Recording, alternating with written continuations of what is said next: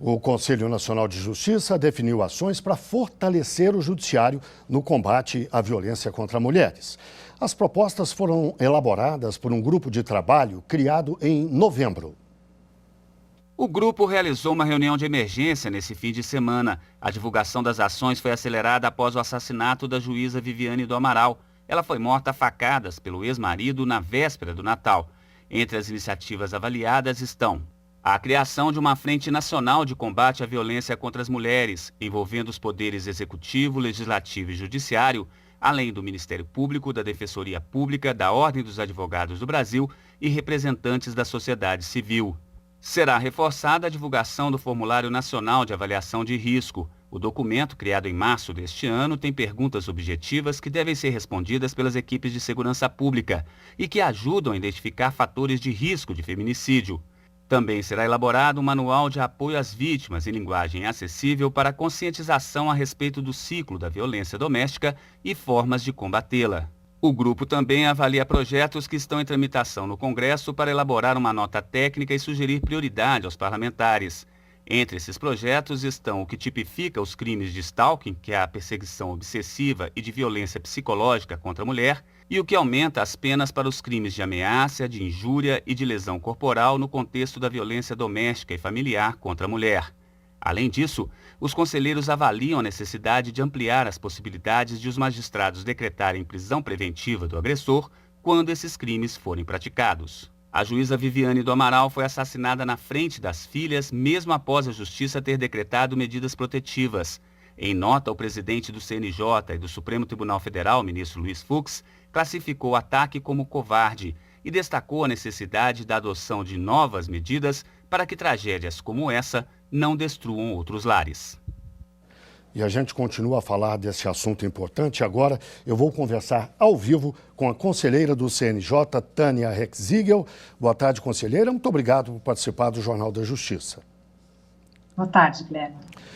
Doutora Tânia, infelizmente a gente assiste a mais uma morte trágica que se soma a milhares e milhares de outras ao longo da história e que este é um crime, parece que não acaba nunca. Apenas nessa semana foram 5, além do caso da juíza Viviane do Amaral. A pergunta que eu lhe faço certamente o CNJ se preocupa com isso e não é à toa que fez a reunião do fim de semana para tratar do assunto. Qual a conclusão dessa reunião?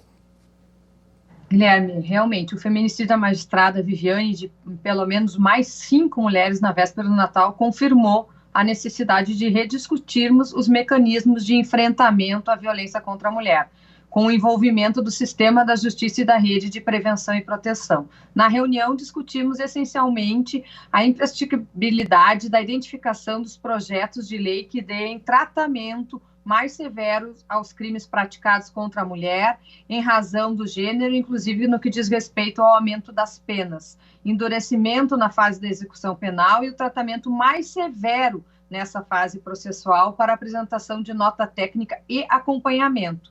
A necessidade também de ampliação das unidades judiciárias especializadas, bem como seu devido aparelhamento com equipes multidisciplinares, no acompanhamento das medidas protetivas de urgência e cautelares concedidas, bem como a capacitação dos magistrados servidores nas questões de gêneros e no funcionamento dos comitês e das ouvidorias nos tribunais de justiça. Esse é um assunto extremamente grave e que demanda um esforço muito grande. Não é à toa que a senhora fala da votação de leis, de projetos que possam aumentar penas. Portanto, é uma tarefa não apenas para um poder, embora a iniciativa seja da Justiça, do CNJ, essa é uma tarefa que obrigatoriamente envolve os 3 poderes. Sim, Guilherme, somente o trabalho integrado entre os poderes constituídos, com o indispensável apoio da sociedade civil, terá a força necessária à identificação da origem, dos motivos da violência de gênero e, via de consequência, o desenvolvimento de ações positivas à sua prevenção e erradicação. Trata-se, então, de um mecanismo composto por partes da sociedade, cada um cumprindo o seu papel, que, aliás, está previsto na Lei Maria da Penha, que, diante de sua amplitude, de sua natureza multidisciplinar, é reconhecida como a 3ª melhor lei do mundo, precisamos dar a ela plena eficácia, entendê-la em todas as suas linhas e aplicá-la plenamente e conjuntamente. A senhora falou em participação da sociedade civil. Como é que a sociedade civil pode participar? Entidades de direitos humanos, ligadas à defesa dos direitos das mulheres, como é que elas participariam? Exatamente, Guilherme, né? A Ordem dos Advogados do Brasil é uma das maiores representantes da sociedade civil, ONGs, todos podem participar, mandando demandas, sugestões no Conselho Nacional de Justiça. O Conselho Nacional de Justiça tem o observatório, nós temos, inclusive, instituído pelo Conselho, pelo presidente Fux, né, o Observatório de Direitos Humanos. Lá também temos muitos representantes da sociedade civil e que todas as sugestões serão bem-vindas. Ziegel, conselheira do Conselho Nacional de Justiça, muito obrigado pela entrevista. Uma boa tarde para a senhora. Eu que agradeço.